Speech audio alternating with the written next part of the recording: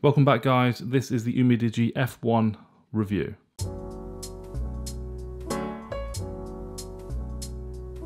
So for me, this is the best phone UMIDIGI have manufactured. The one previous to that, my most favourite, was the UMIDIGI S2, which I reviewed last year. This is a £200 smartphone. You can get it off Amazon for around £189 with a £10 voucher. But you get a lot of phone for the money you pay. The P60 octa-core CPU, 128GB of ROM, and 4GB of RAM. And I did a gaming video last week, and I had PUBG on the highest settings it could be possible on the F1, HD, high frame rates, and it was as smooth as anything. I seriously can't fault this in terms of performance, speed, and gaming ability. It is really, really good.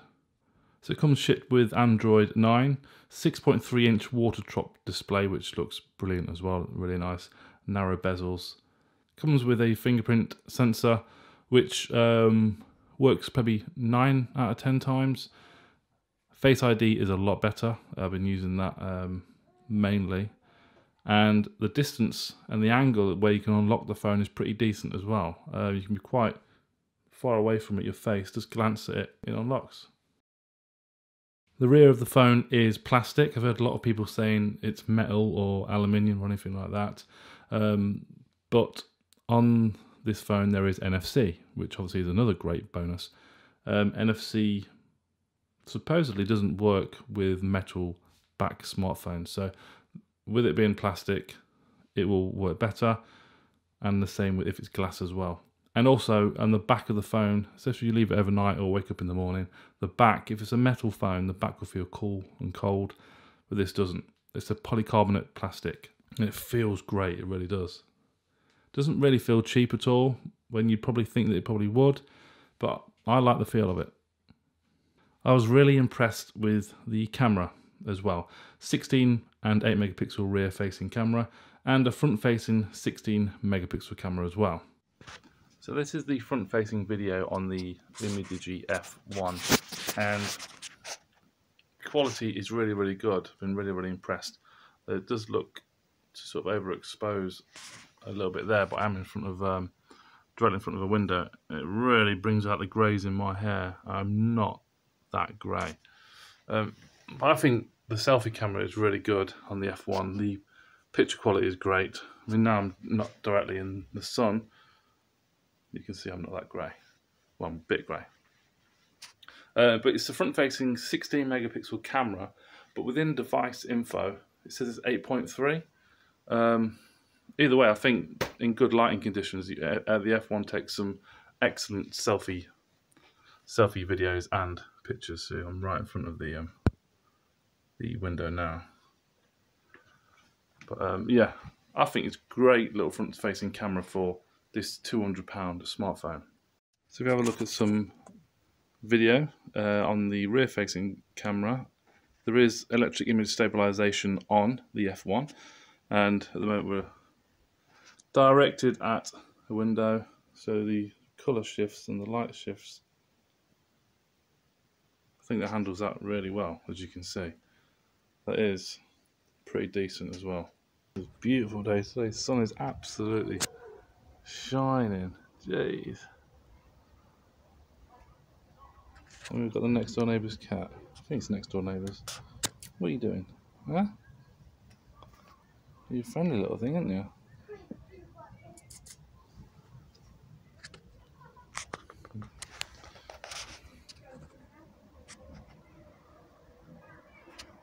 Okay.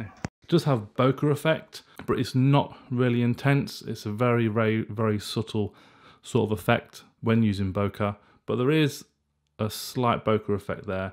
But I think the F1 doesn't do too bad of a job when using bokeh. I really like the front-facing camera. You get really, really good photos on there. And if I was to pick my worst and best, here we go. So this is probably the worst photo I took on the F1. And this, the best. Obviously in low light, these budget smartphones do suffer a little bit. If you do want better performance in low light, then you're going to have to spend hundreds and hundreds more to get that little bit of improvement. But I think the camera is great on this smartphone. Battery on this is excellent. It really, really is. I haven't used a smartphone with a battery like this for ages. It is rather big, 5,150. And this at the moment now, screen on time has been 9 hours. So I didn't charge it last night. Last charge was 32 hours ago. I've still got 15% left. So probably definitely get a couple more hours there. So if you take a look at these screenshots, I also tried the test in idle mode. So when you put the phone to one side in the evening or night time, wake up in the morning, see how much is drained. Here, 24%. That was at 9 minutes past 12. Wake up, 6:46. It's 23%.